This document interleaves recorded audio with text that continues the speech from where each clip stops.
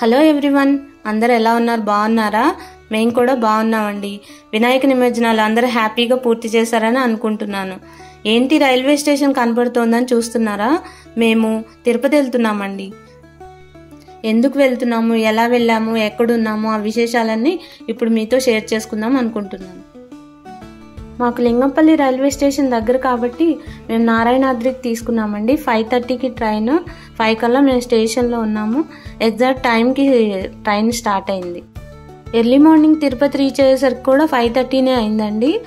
అక్కడ రీచ్ అయిన తర్వాత మేము స్టేషన్ బయటకు వచ్చి కొండపైకి వెళ్ళటానికి ట్యాక్సీ మాట్లాడుకున్నాం. వాళ్ళు ఇక్కడ 1000 నుంచి 1200 వరకు తీసుకుంటారండి కొండపైకి వెళ్ళటానికి. బస్సెస్ కూడా అవైలబుల్గా ఉన్నాయి. మేము 4 ఉన్నాం కాబట్టి కొంచెం లగేజ్ ఉంది కాబట్టి ట్యాక్సీ ప్రిఫర్ చేశామండి.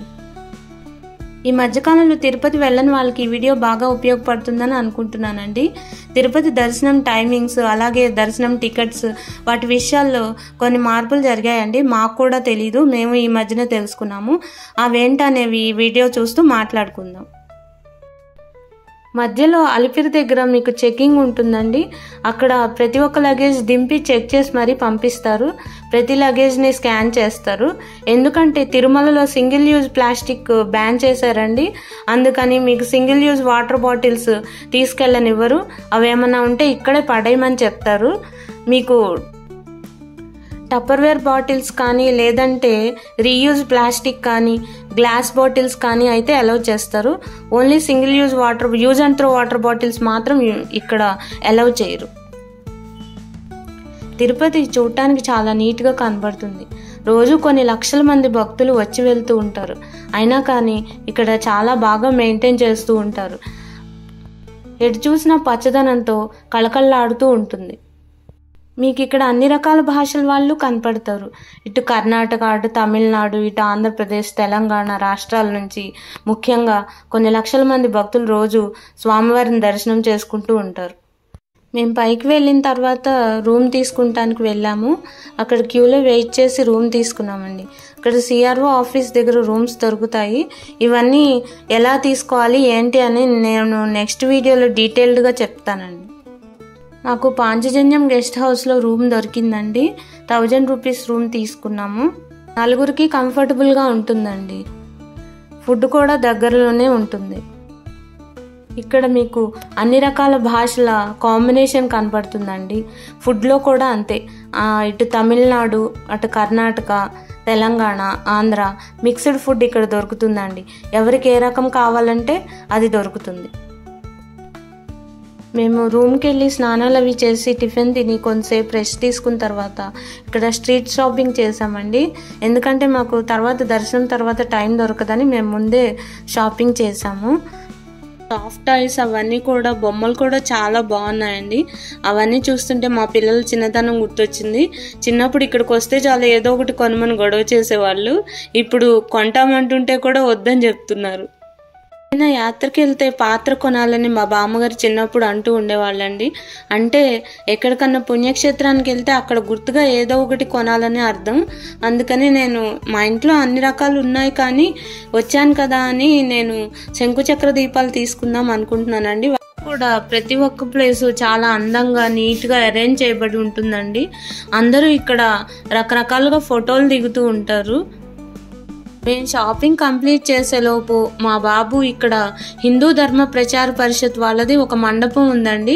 అక్కడ ఎవరైనా వెళ్ళి సంకీర్తనలు గానం చేయొచ్చు.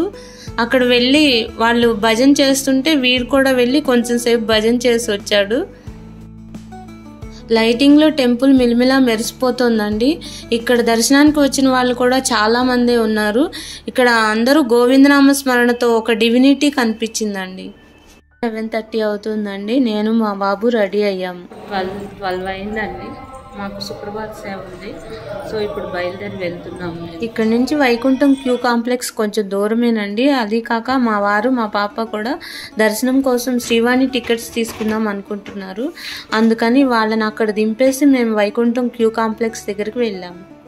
మేము సుప్రభాత సేవకి ఎలా బుక్ చేసుకున్నాము, అసలు శ్రీవాణి టికెట్ అంటే ఏమిటి, అది ఎలా బుక్ చేసుకోవాలి, రూమ్స్ అవైలబిలిటీ ముందు లేకపోతే మనం ఎలా బుక్ చేసుకోవచ్చు, ఈ డీటెయిల్స్ అన్నీ నేను నెక్స్ట్ వీడియోలో చెప్తానండి.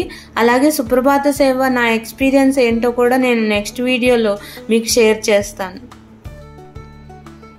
దర్శనమై బయటకు వచ్చేసరికి మాకు 6 అయిందండి. తర్వాత మా వారికి మా పాపకి మధ్యాహ్నం 12 o'clockకి దర్శనం ఇచ్చారు. సో వాళ్ళు ముందుగానే బయలుదేరి వెళ్ళారు. తర్వాత నేను మా బాబు నెమ్మదిగా బయలుదేరి 1:30 ఆ టైంకి వచ్చి వాళ్ళని కలుసుకున్నాము.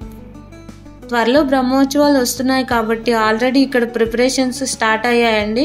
10 days బ్రహ్మోత్సవాలు జరుగుతాయి కాబట్టి ఇక్కడ ఆల్రెడీ జనాలను మెయింటైన్ చేయటం కోసం బ్యారిగేడ్స్ అవన్నీ ఏర్పాట్లు చేశారు. టెంపుల్ కూడా బాగా లైటింగ్ అదంతా పెట్టారు. తిరుమల తిరుపతి రెండిట్లో కూడాను ఎక్కడ చూసిన ఆర్చ్లు అవన్నీ కనిపించాయి. ఇప్పటి నుంచి ఏర్పాట్లు చేస్తే కానీ అప్పుడు కంప్లీట్ అవ్వమని చెప్పి వాళ్ళు స్టార్ట్ చేసినట్టు నాకు అనిపించింది. ఈ నాదనీరాజనం స్టేజ్ మీద రోజు ఏదో ఒక ప్రోగ్రాం జరుగుతూనే ఉంటుందండి. ఇది టీటీడీలో లైవ్ టెలికాస్ట్ వస్తుంది. మా వారు మా పాప బయటకు వచ్చేలోపు మేము కొంతసేపు కూర్చుని ఈ ప్రోగ్రాంని చూసాము.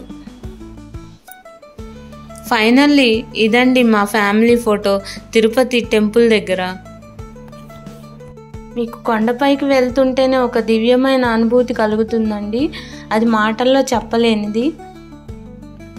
పురాణాల్లో ఈ కొండపై ఉన్న ప్రతి చెట్టు ప్రతి మొక్క మహర్షుల ప్రతిరూపాలని చెప్తారండి. మా రిటర్న్ జర్నీ కరెక్ట్గా సన్సెట్ టైంలో మేము స్టార్ట్ చేసామండి.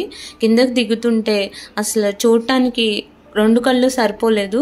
చాలా అందంగా కనిపించింది. నేను ఈసారి కొత్తగా తెలుసుకున్న విషయం ఏంటంటే ఇక్కడ ఒక కొండ గరుత్మంతుడి రూపంలో ఉంటుంది. బ్రహ్మోత్సవాలలో గరుడ వాహన సేవ రోజు ఈ గరుత్మంతుడికి దండ వేస్తారటండి. నాకు ఈ విషయం ఇప్పుడే కొత్తగా తెలిసింది. ఇవండి మా తిరుపతి ప్రయాణం విశేషాలు. ఈ జర్నీ నాకు చాలా స్పెషల్గా అనిపించింది. ఎవ్రీ ఇయర్ మేము తిరుపతి వస్తూనే ఉంటాము, కానీ ఈసారి మాత్రం చాలా కొత్త ఎక్స్పీరియన్స్లు అయ్యాయి. నా సుప్రభాత సేవ ఎక్స్పీరియన్స్ని నేను నా నెక్స్ట్ వీడియోలో షేర్ చేస్తాను. మిస్ అవ్వకుండా చూడండి. ఈ వీడియో మీకు నచ్చితే లైక్ చేయండి, సబ్స్క్రైబ్ చేయండి, మీ ఫ్రెండ్స్ అండ్ ఫ్యామిలీ మెంబర్స్కి షేర్ చేయండి. Thank you.